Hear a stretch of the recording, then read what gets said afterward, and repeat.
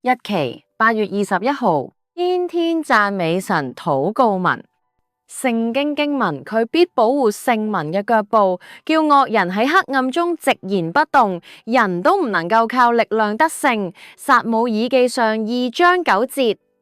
哈利路亞，讚美主，因你係有謀略同知識嘅主上帝，保護我嘅主上帝啊！我要向你唱新歌，因為你為我行過奇妙嘅事，你嘅右手同聖臂向我施行救恩。你係救贖我嘅，求你紀念向我所發嘅慈愛，所憑嘅信實。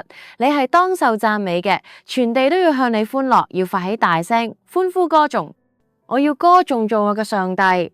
我要用歌聲歌頌主嘅慈愛信實，喺大君王耶和華面前歡呼，願海同其中所充滿嘅澎湃，世界同住喺其間嘅都要發聲。